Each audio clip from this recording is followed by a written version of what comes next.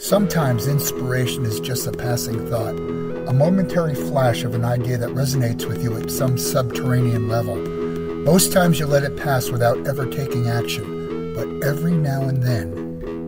It was at the height of the COVID epidemic several years ago. Home from work, not quite sure what the future had to hold, when an old dream reemerged. I'd love to get back into a rock band. Well, I asked myself, how's that going to happen? The world had essentially shut down. I had finally the time to work on such a project with zero chance of putting it together. We were all isolated from each other.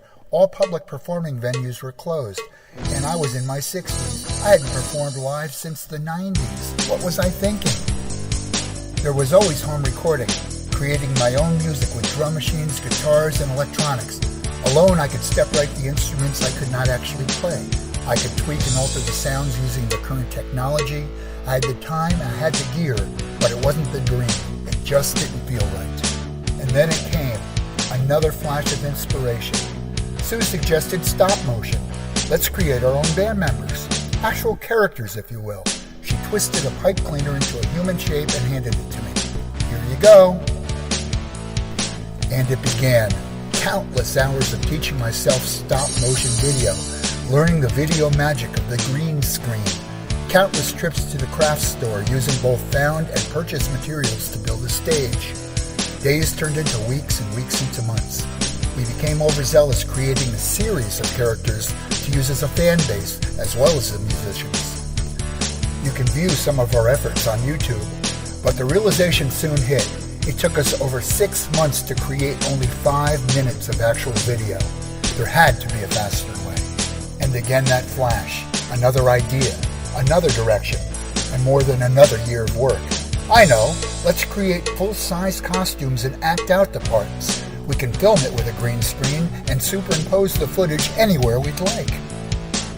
And the months passed, recording 32 cover songs as the accompanying band, writing the drum parts electronically, recording the bass, rhythm guitars, and background vocals, countless takes, overdubs, tweaks, punch-ins, punch-outs, effects, and mastering. And that was just the audio.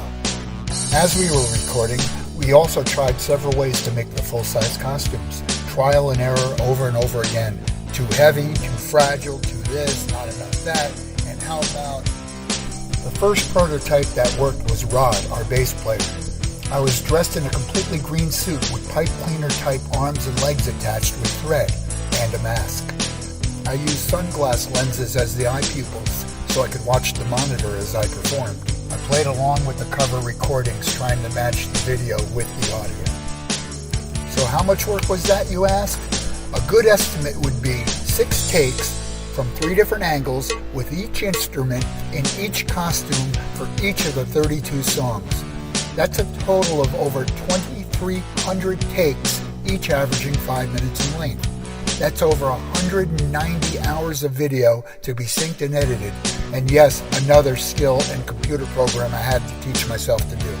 The final part of the plan was to find a lead singer who could front this virtual live hybrid band. I would play lead guitar live, also while assisting with the background vocals. After an exhaustive search both online and out in the clubs, we were fortunate to find a talented Rose Jaber. She brings her unique style to these classic cover songs, making them her own while keeping the integrity of the number. So after yet more rehearsals with the finished video, here we are ready to go. Amazingly, we've hit the 3-year mark since that momentary flash of insanity. Think twice before you utter those tempting words. Hey, I got an idea. So meet our virtual band. Rod on bass guitar, Dane on drums, Suki on keyboards, percussion, and background vocals, and Ike, played by me, Mike, on guitar. We really hope you enjoy our show. Thank you for sharing this evening.